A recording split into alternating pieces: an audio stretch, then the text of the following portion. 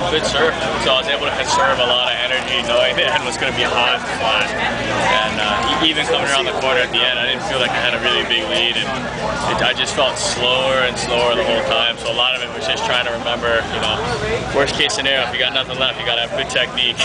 So what are you thinking at the end then, when you start to get tired, or were you not really tired? Oh no, I was exhausted. A lot of it was just kind of keep the paddle turning over, don't let it slow down, because most people, when you get tired, you just lean on the paddle harder, and it gets slower and slower and slower. And so I just, you know, 3 or 4 strokes on each side, because that's about all I had before I had to go to the other one to rest. What was your game plan? Did you have one? Game plan was to get out of the hole close to the top guys, because there's a lot of different board designs here, and I knew some of them were going to be really fast getting out around the turn, but weren't going to be as good in the surf. And the board I picked up was really good all around, so I was able to stay even and actually got a little boat wake going around the corner into the surf. And then after that, it was just ride the wave. Rather than bombing surf, I'm just trying to always be riding something.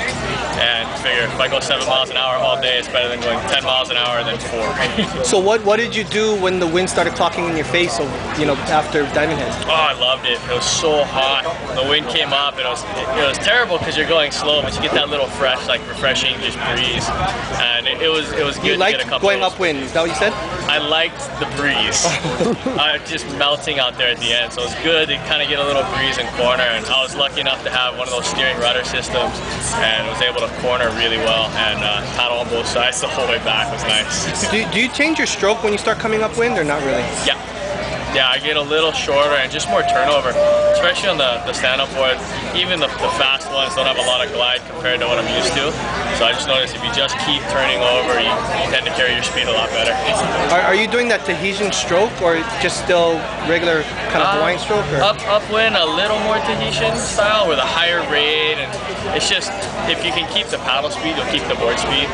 And if you're going upwind, it's a lot harder to hold that long stroke. You just get tired halfway back. So coming down when I got that nice long smooth stroke, and then up when I try and make the adjustment, but a lot of it is just, it usually takes a few minutes to transfer over.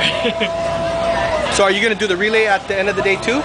I think so. I'm going to go see if I can put together a team. I got one really good paddler with me, and I got to go find a female and one more person. So hopefully I'll have one lined up by 3 o'clock.